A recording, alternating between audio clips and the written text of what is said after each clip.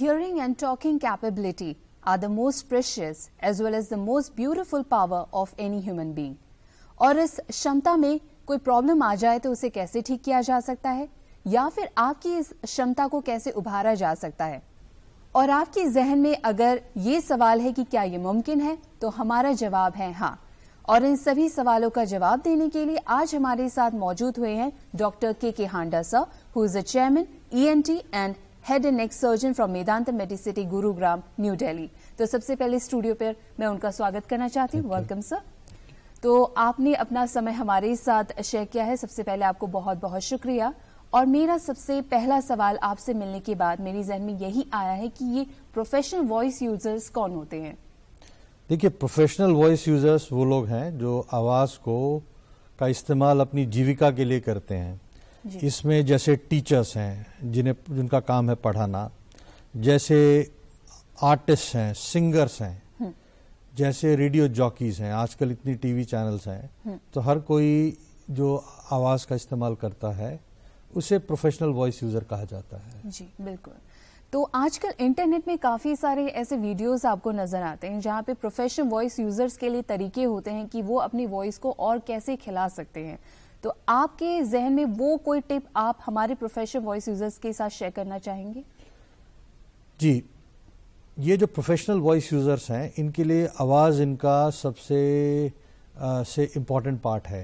अगर इनकी आवाज़ खराब होती है तो इनकी जीविका जाती है। इसलिए कुछ चीज़ें जो मैं बताना चाहूँगा, एक तो नॉर्मल टोन में कम शब्दों में बात कीजिए, ना ऊंचा बोलिए ना विस्पर कीजिए, दोनों ही आपकी आवाज़ की तारों के लिए खराब होते हैं। बीच बीच में जब भी आप लंबे टाइम के लिए, चाहे आप गा रहे हैं, चाहे आप लेक्चर ले रहे हैं, रेडियो शो ले रहे हैं, बीच बीच में पानी खूब पीजिए। पानी का सेवन जो है वो तारों के लिए, पूरे गले के लिए हाइड्रेशन करता है और बहुत अच्छा होता है। स्टीम एक चीज और है, भाप, माने के पानी को गर्म किया, उससे जो भाप आई उसको इनहेल करेंगे तो वो भी पूरे अपर रेस्पिरेटरी एयरवे, थ्रोट और वोकल कॉर्ड्स के लिए बहुत अच्छा होता है। अगली चीज ये है कि आप, स्पेशली मैंने देखा है कुछ बच्चे जो आजकल रियलिटी शोज में, सिंगिंग शोज में, उन पर पेरेंट्स का बहुत प्रेशर है परफॉर्म करने का, तो उनसे 3-3, 4-4 घंटे रियाज कराते हैं, रिहर्सल कराते हैं। इतना प्रेशर मत डालिए, क्योंकि एक बार आपकी आवाज खराब होती है तो फिर उसको ठीक करने में बहुत एफर्ट लगता है। तो अपने खुद के एक्सपीरियंस से मैं आपके साथ एक और सवाल आपसे पूछना चाहती हूँ कि अक्सर कहा जाता है कि आपकी आवाज को अगर आप अच्छे से खोलना चाहते हैं तो आपको चिल्लाना बहुत ज्यादा जरूरी है। तो आप इस बात को कितना मानते हैं?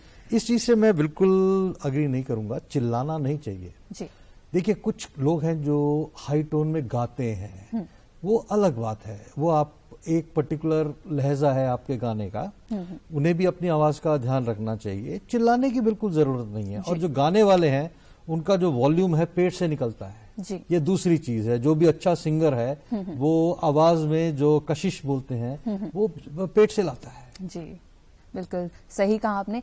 और सिंस आप एक सर्जन भी हैं, तो ऐसी अपनी आवाजों को और भी ज्यादा उभारने के लिए कोई सर्जरी मौजूद है हमारे साइंस में? देखिए, अगर इन लोगों में कोई प्रॉब्लम आती है, जो कॉमन प्रॉब्लम्स हैं जैसे वोकल नोड्यूल्स हैं, पॉलिप्स हैं, सिस्ट्स हैं, ये बन जाते हैं और इनका बनने का मेन कारण आवाज का दुरुपयोग होता है। ज्यादा बोलना, ज्यादा यूज करना। पहले तो मेडिकली ट्रीट किया जाता है जिसमें वॉइस थेरेपी दी जाती है, आवाज की एक्सरसाइज करें, स्टीम लें, कम बोलें। उसके बावजूद अगर ये लीजन रहते हैं, जाते नहीं, तो फिर ऑपरेशन के द्वारा इनको निकाला जाता है। आजकल हमारे पास लेजर टेक्नोलॉजी है, जो कार्बन डाइऑक्साइड लेजर है, वो एक स्टेट ऑफ आर्ट टेक्नोलॉजी है। आपकी वोकल कॉर्ड से वो 100 माइक्रोन के प्रिसीजन से ये लीजन निकाल देती है। अभी फिलहाल थोड़ी देर पहले आपने वोकल नोड्यूल्स के बारे में बताया था, तो एक्चुअली ये होता क्या है? वोकल नोड्यूल होते हैं आवाज की तारों के दोनों तरफ छोटे छोटे दाने बन जाते हैं, मेनली आवाज के मिसयूज से। और जब एक बार बन जाते हैं तो आवाज होर्स हो जाती है, खराब हो जाती है, खराश होती है, खराश, और आवाज खराब हो जाती है, भारी हो जाती है। जो आपकी नॉर्मल आवाज है वो नहीं रहती जी। तो जैसे सिंगर है उसकी आवाज एकदम फटना शुरू हो जाएगी। तो वोकल नोड्यूल जो है 90-95% बिना ऑपरेशन के ठीक किए जा सकते हैं। जिसमें आप आवाज का सही इस्तेमाल, भाप लेना, वॉइस थेरेपी, कई बार पेट से एसिड गले को और इरिटेट करता है, रिफ्लक्स कहते हैं, उसके ट्रीटमेंट करना, उसके द्वारा ठीक किया जा सकता है। जो 10% में अगर आप उससे नहीं ठीक कर पाते फिर ऑपरेशन की बात आती है। तो लेजर सर्जरी के बारे में और भी हम विस्तार से जानना चाहते हैं। देखिए, laser surgery on vocal cords एक स्टेट ऑफ आर्ट टेक्नोलॉजी है। जो लेजर बीम है, कार्बन डाइऑक्साइड लेजर जो होता है, इसकी वेवलेंथ 10,532 नैनोमीटर होती है। जो आदमी देख पाता है वो 400 से 600 नैनोमीटर। सो ये बियॉन्ड विजिबल वेवलेंथ है, पर इसमें एक एमिंग बीम जो हीलियम नियॉन की है, उससे लेजर बीम से कॉर्ड्स पर एक माइक्रोस्कोप से मैग्नीफाई करके और लेजर को उससे कपल करके लीजन को निकाला जाता है। तो एज ए सर्जन आप कन्वेंशनल सर्जरी को ज्यादा प्रेफर करना चाहेंगे या फिर लेजर सर्जरी? नहीं, लेजर सर्जरी जो है बहुत ज्यादा प्रिसाइज है। कन्वेंशनल सर्जरी में सर्जन का हाथ है, थोड़ा ज्यादा निकाल दिया तो आवाज खराब हो जाती है। तार की बात है, आवाज की बात है। लेजर 100 माइक्रोन के प्रिसीजन की से लेजर बीम काटती है। और ह्यूमन हैंड नहीं है, एक स्टेशनरी गैजेट है, माइक्रोस्कोप है, लेजर है जो लीजन को निकालता है। तो जिसके पास उपलब्ध हो, लेजर वॉइस सर्जरी डेफिनेटली बहुत बढ़िया टेक्नोलॉजी है। और आजकल काफी ज्यादा कॉमन प्रॉब्लम सुनने में आया आवाज से रिलेटेड, विच इज लैरिंगोफेरेंजियल रिफ्लक्स। तो ये एक्चुअली क्या होता है? ये डिसऑर्डर, वॉइस डिसऑर्डर काफी कॉमन होते जा रहा है, तो इसके पीछे का रीजन क्या है? देखो, लैरिंगोफेरेंजियल रिफ्लक्स जो है उसका माने है कि जो पेट में एसिड बनता है वो ज्यादा बनता है और गले में बैक मारता है, गले में वापस आता है। और कुछ सिम्टम जैसे गले में फंसे रहने की, गले में खराश रहना, गला खराब रहना और आवाज में चेंज। चाहे ये वोकल कॉर्ड्स को डायरेक्टली नहीं इफेक्ट करता, पर इनडायरेक्टली अगर आप में ये सिम्टम है तो इसका भी साथ में ट्रीटमेंट होना चाहिए। अगर आपके पास वोकल नोड्यूल है, हम आपके नोड्यूल्स का ट्रीटमेंट कर रहे हैं, ये जरूरी है कि हम आपकी रिफ्लक्स को भी ट्रीट करें। बिल्कुल, नहीं तो रिजल्ट आधे अधूरे रह जाएंगे। तो इसके सिम्टम्स क्या होते हैं? इसके सिम्टम्स हैं गले में कुछ फंसा की फीलिंग आना, खट्टे एसिडिटी होना, खट्टे डकार आना, हल्का आवाज में चेंज आना। और जब हम वोकल कॉर्ड्स को टेलीस्कोप या लैरिंगोस्कोप से देखते हैं तो कुछ डायग्नोस्टिक साइंस है जिसे एक्सपीरियंस वॉइस सर्जन या ईएनटी सर्जन देख के पहचान लेता है कि ये रिफ्लक्स है। तो कौन से लिमिट तक एक इंसान को डॉक्टर के पास जाना चाहिए अगर उसे डाउट है कि ये वॉइस डिसऑर्डर उन्हें हो रहा है? अगर आपकी आवाज हफ्ते 10 दिन से ज्यादा खराब रहती है तो एकदम आपको डॉक्टर्स के पास जाना चाहिए, ईएनटी सर्जन के पास जाना चाहिए जी। क्योंकि इसमें ना केवल बिनाइन लीजन है, कई बार लोगों को वोकल कॉर्ड का कैंसर भी होता है। तो अगर आप उसे ज्यादा डिले करेंगे, जो स्टेज 1 का कैंसर है वो बढ़कर स्टेज 3 या 4 हो सकता है। तो हमें सिम्टम्स को बिल्कुल इग्नोर नहीं करना बिल्कुल चाहिए। इग्नोर ना, आवाज में चेंज को इग्नोर मत कीजिए। Okay, thank you so much sir. तो ये रही हमारी आवाज की बात। हमारी सुनने की क्षमता के बारे में बात कर लेते हैं। तो आजकल कॉक्लियर इम्प्लांट के बारे में काफी लोग बातें कर रहे हैं।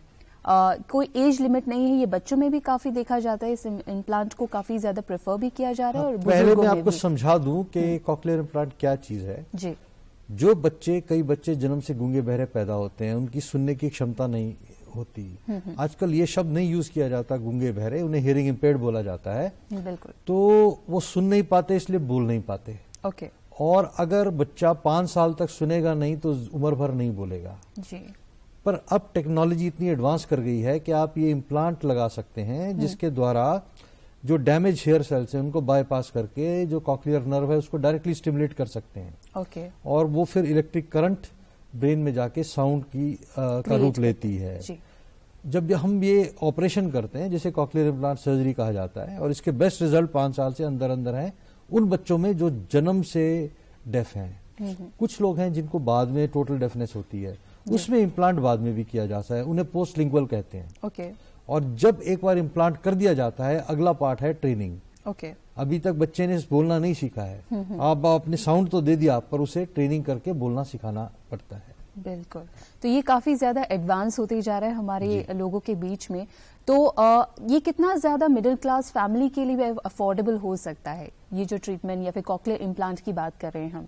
देखिए, कॉक्लियर इम्प्लांट वैसे महंगी डिवाइस है। पर सरकार की कई स्कीम्स हैं, जैसे एक एडिप स्कीम है जिसमें जो बीपीएल से बिलो हैं, जिनकी महीने की आय 15,000 रुपए से कम है, उन्हें सरकार इस स्कीम के अंदर रजिस्टर करके उनका वर्कअप करा के उन्हें फ्री इम्प्लांट देती है और अस्पतालों में फ्री सर्जरी होती है, जो बहुत ही बढ़िया स्कीम है। इसके अलावा कई और फंड्स हैं, जैसे स्टेट गवर्नमेंट के फंड्स हैं, कुछ संस्थान हैं, कुछ एमपी एमएलए फंड्स हैं, जहां से लोगों की मदद की जा सकती है। ओके, तो ये काफी ज्यादा आसान होते जा रहा है, यानी कि जो हियरिंग लॉस की प्रॉब्लम है वो बच्चों में काफी ज्यादा सुधारी जा सकती है।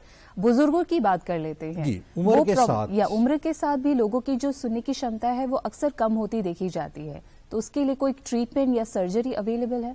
ये नेचुरल चीज है, 50 साल के बाद सबकी सुनने की क्षमता थोड़ी कम होती जाती है जी। इसे प्रेसबाइकोसिस कहते हैं। जैसे आंखों की क्षमता कम होती है, सुनाई की क्षमता भी कम होती है। अगर 30-40% से ज्यादा हो तो आपका day to day living affect हो जाती है। दो लोग बात करेंगे, आप नहीं सुन पाएंगे। ओके। तो ये मोस्टली नर्व लॉस होता है, नस में कमजोरी होती है।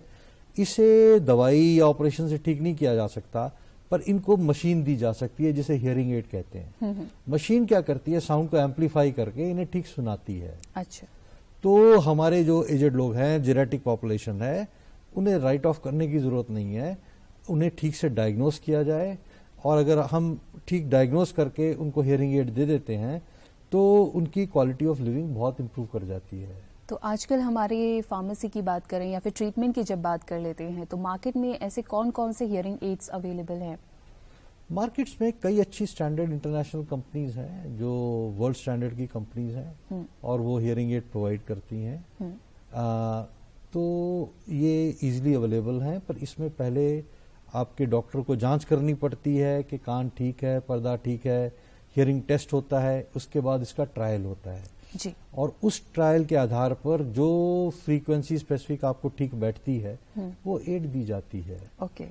तो हियरिंग लॉस से रिलेटेड कोई सिम्टम्स देखने को मिलते हैं?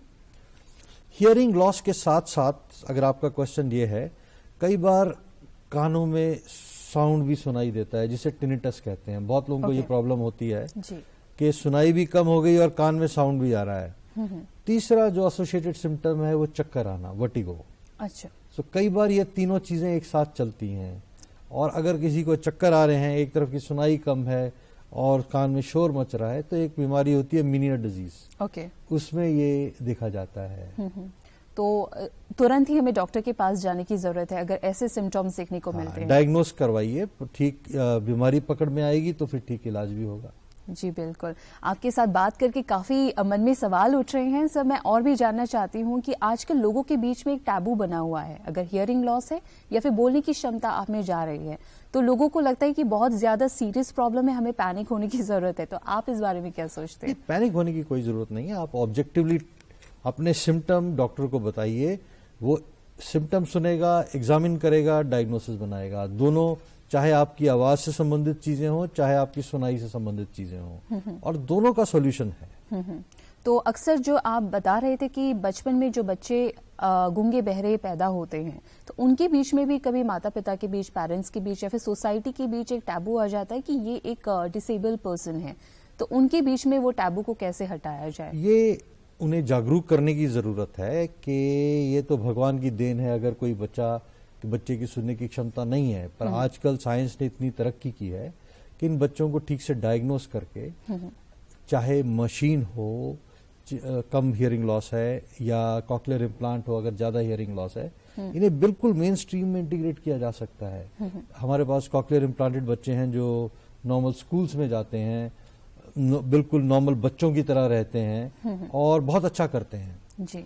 तो ये सोसाइटी को, पेरेंट्स को जागरूक करने की जरूरत है कि आप इन्हें राइट ऑफ मत कीजिए। तो हियरिंग और जो आपकी आप बातों की बात कर लेते हैं, वर्ड्स, स्पीच की बात कर लेते हैं, आपने थोड़ी देर पहले हमारे से सर्जरी की ट्रीटमेंट के बारे में बात की थी, तो उसकी एक्यूरेसी रेट अभी तक कितनी हो पाई है? सर्जरी की, जो वॉइस सर्जरी की है, रिजल्ट्स ठीक सेलेक्टेड पेशेंट्स में 95-98% है। बहुत अच्छे, बहुत बढ़िया रिजल्ट्स हैं, आवाज ठीक हो जाती है। And what about cochlear implant? Cochlear implant also above 95%। Wow. और पहले एग्जामिन का सीटी एमआरआई करके देखा जाता है कि कान ठीक है, स्ट्रक्चर ठीक है, ब्रेन ठीक है, एक बेरा टेस्ट किया जाता है। उसके बाद अगर कैंडिडेसी ठीक है, मतलब पेशेंट का हमारा चयन ठीक है, तो रिजल्ट 95% से ऊपर है। ग्रेट। तो अभी तक आपके पर्सनल एक्सपीरियंस से मैं जानना चाहती हूँ कि वर्स्ट एक्सपीरियंस आज तक आपके लिए क्या रहा एज अ ENT डॉक्टर? देखिए, ये हर एक डॉक्टर के लिए एक्सपीरियंस होता है। जो 100 ऑपरेशन करेगा, एक में अच्छा रिजल्ट नहीं आएगा, एक में कुछ अनवांटेड कॉम्प्लिकेशन हो सकती है जी। पर अच्छा डॉक्टर, मैच्योर डॉक्टर वो है जो पहले पेशेंट को बता दे कि ये ठीक होने, इतना 98% ठीक होने का चांस है, 1% चांस है कि नहीं ठीक हो सकता, और 1% है ये प्रॉब्लम हो सकती है। एक म्यूचुअल अंडरस्टैंडिंग पे होती है। इसको इन्फॉर्म्ड कंसेंट कहते हैं मेडिकल लैंग्वेज में। जी। तो आपने पेशेंट को बता दिया, अब क्या हो वो तो डॉक्टर के हाथ में नहीं है, वो अपनी एक्सपीरियंस से, कैपेबिलिटी से पूरी कोशिश करता है। वो भी मरीज को उतना ही ठीक करना चाहता है जितना मरीज ठीक होना चाहता है। उसके लिए भी उसका पेशा है, उसके लिए चैलेंज है।